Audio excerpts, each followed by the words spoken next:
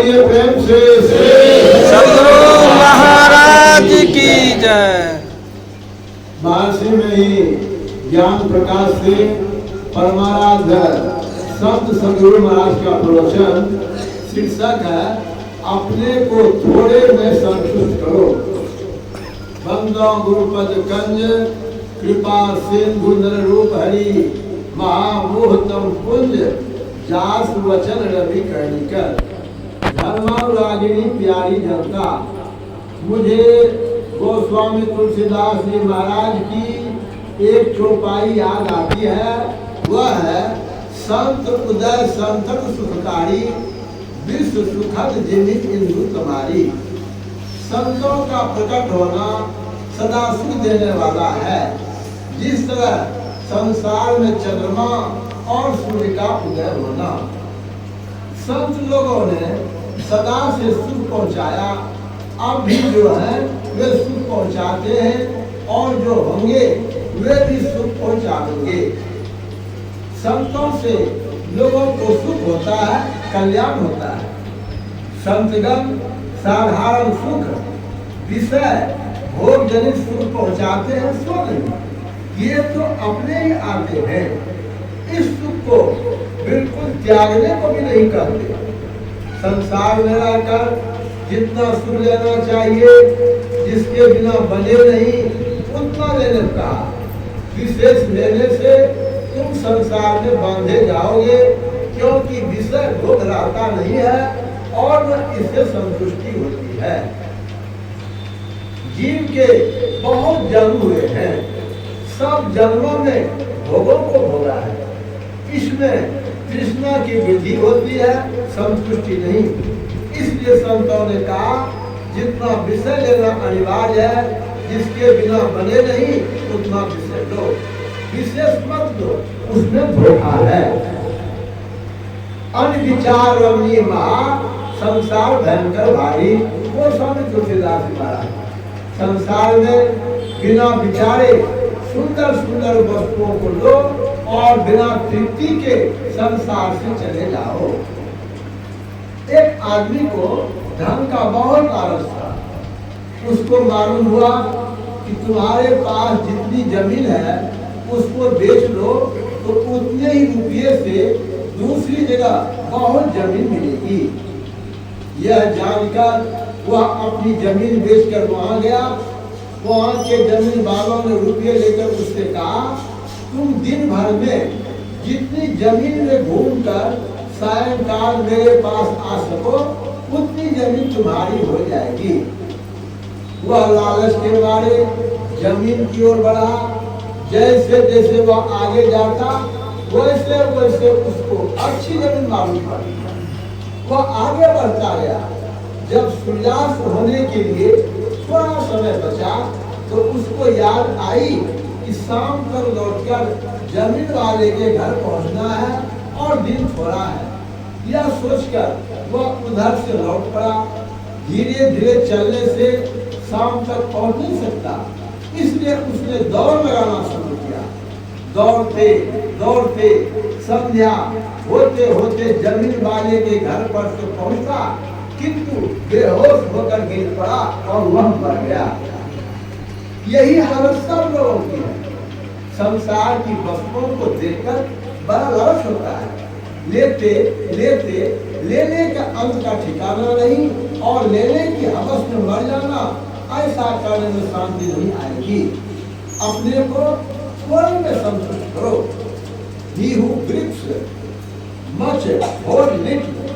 बहुत की आकांक्षा में थोड़ा भी नहीं प्राप्त होता। अपने जीवन को खाली मत बनाओ। अभी जो सुख मिलता है वह अल्प है। दूसरी ओर देखो, संतों ने कहा संसार की दूसरी तरफ तुम्हारा अंदर है। बाहर का देखना बंद कर अंदर देखो। यह बड़ा समुद्र है। देह देखने को 3.5 हाथ है। गले के नीचे कारखाना है और इसके ऊपर कारखाना सहित और विशेष है। इसकी था नहीं मिलती। कबीर का समुद्र है, अंतन पावे को मृतक होते जो है मानिक लागू। बहुत देर तक डूबने वाले को मर्जिबा कहते हैं। जो शरीर समुद्र में डूबता है वह अनमोल पदार्थ आता है। कबीर साहब अपनी निस्बत कहते हैं, मैं मर्जिबा समुद्र का डुबकी मारी एक मुट्ठी लाया ज्ञान की जावे वस्तु नहीं। इस तरह उनको ज्ञान हुआ। साहित्यिक लोग कहते हैं कबीर साहब को रामन स्वामी का संत था, बहुत सूफियों का संत था, इसलिए उनको इस तरह का ज्ञान था। उनका कहना भी ठीक ही है, लेकिन कबीर साहब ने स्वयं क्या कहा सो सुनिए। मैं मर्जिबा समुद्र का डुबकी मारी एक मुट्ठी लाया ज्ञान की जावे वस्तु नहीं। यह ख्याल समुद्र है, इसकी था नहीं है। नानक साहब ने कहा सागर नहीं बुंद, बुंद नहीं सागर, कवन बुझे विधि जाने, उद्भुज चलक आप कर चीने आकृत पछाड़े। ऐसा ज्ञान विचारे कोई, तिसते मुक्ति परम गति हुई। समुद्र में बुंद है, बुंद में समुद्र है, इसकी विधि को कौन जानेगा? यह आश्चर्यमय चरित्र है। अपने से जो कोई करेगा वह अपने से पहचानेगा, और नतीजा यह होगा कि वह स्वयं क्या है उसको पहचाने। पहचानने से क्या होगा? कहा परम गति होगी। परम गति ऐसी है जो परम सुख, संतुष्टि और शांति देने वाली है। कबीर साहब कहते हैं बुद्ध समानी समुद्र में यह जाने सबको, समुद्र समाना बुद्ध में मुझे गिरला। विश्व ब्रह्मांड समुद्र है और एक एक शरीर बुद्ध है, इसको सब कोई जानते हैं। इस शरीर में समुद्र है, इसको कोई कोई जानते हैं। ऐसा कोई कैसे जानेगा? अपने अंदर गोता लगाने से जानेगा। इसमें जितनी दूर तक तेजी से जाओ उतनी दूर तक आनंद लो। वह तुम्हारी अमानत है, उसमें ख्याल नहीं, जन्म जन्म पीछा करने वाला है।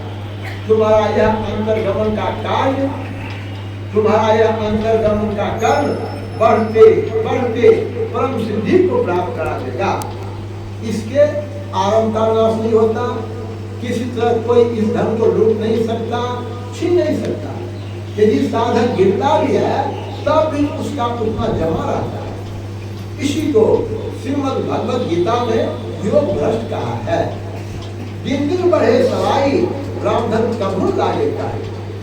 ईश्वर का परम भक्त बनने के लिए सब लोग कहते हैं और कहते हैं इस तरह उससे मिल जाओ जैसे जल में जल। जो जल में जल पर सनिक से यो दूरी मिला जुला संत कबीर साहब।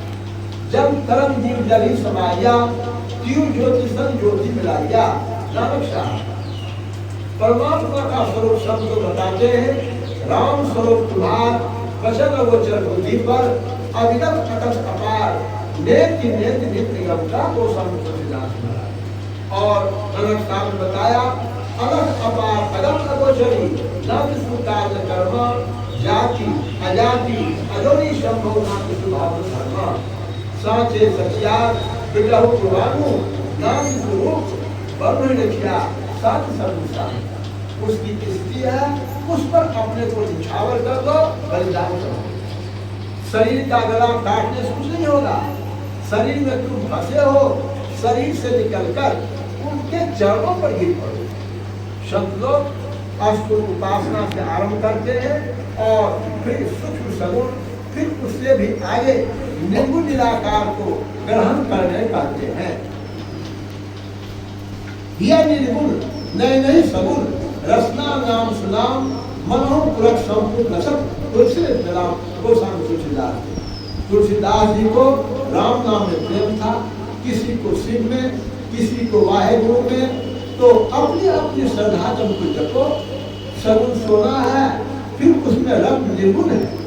सोना भी लो और रत्न भी लो। आरंभ जब से करो और ऐसी एकाग्रता आवे, केवल जप है और आप। फिर ऐसा करो, मूल ध्यान गुरु रूप है, मूल पूजा गुरु पांव, मूल नाम गुरु वचन है, मूल सत्भाव संत करुणा। गोस्वामी तुलसीदास जो गुरु और अवतारी सगुण राम दोनों में प्रेम है। कबीर साहब और नानक साहब को सगुण के लिए गुरु में प्रेम है। वे कहते हैं गुरु की मूर्ति मन मही ध्यानु, गुरु के शब्द मंत्र मन मानो नानकता। सांप्रदायिकता का भाव छोड़ो, कोई राम का, कोई कृष्ण का, कोई देवी का, कोई अक्षर निष्ठा उसका ध्यान करते हैं। सब एक ही चीज है, असूल असूल। इसके बिना सूक्ष्म ध्यान हो नहीं सकता। असूल ध्यान का सूक्ष्म ध्यान होता है, जिसको कहा गगन मंडल के बीच में तहमा झलके नूर, निवड़ा महल पावई पहुंचे गुरु शंकर विशाल। और गोस्वामी तुलसीदास ने कहा श्री गुरु पदनक मनियन ज्योति, सुमद दिव्य दृष्टि है होती, दलन मोह तम सोस प्रकाशु, बड़े भाग को आवे जासु, सूर्य राम चरित मणि मानिक, मुकुट प्रकट जहाँ खुद ही खाली। इसका यज्ञ गुरु से जानो और करो। यहाँ तक यानी सूक्ष्म ध्यान तक असूक्ष्म सगुण साकार और सूक्ष्म सगुण साकार हुआ। इसके बाद ध्वजात्मक नाम, सगुण की उपासना अनुसंधान। जो सूक्ष्म सगुण रूप की उपासना ठीक ठीक करता है, वही सब गुण को प्राप्त करता है। इसी को पकड़कर परमात्मा में जाता है। इसके लिए अपने को बहुत पवित्र बनाना होगा। सूचे भारे साक्ष मावे विवेश विचारचारी नानकता। अपने को पवित्र बनाने के लिए झूठ मत बोलो, चोरी मत करो, नशा मत खाओ पियो, व्यभिचार मत करो, हिंसा नहीं करो, मत्स्य मांस नहीं खाओ। आपका शरीर और जिस पशु का मांस खाता है, इन दोनों में कौन पवित्र है? मनुष्य का शरीर सबसे विशेष पवित्र है। इसमें पवित्र परमाणु है। पशुओं के शरीर में ऐसे पवित्र परमाणु नहीं है। इसलिए पवित्र परमाणु में और पवित्र परमाणु नहीं मिला। सभी भोजनों में अपनी अपनी तासीर होती है। अपनी अपनी तासीर नहीं हो तो भांग पीने से उसका असर नहीं होता। शुद्ध भोजन की जड़ है अपनी कमाई का खाओ, और मांस मछली नहीं खाना तो उसकी डाल पात है। यदि भोजन का असर नहीं होता, डॉक्टर क्यों बताते कि यह खाओ और वह न खाओ?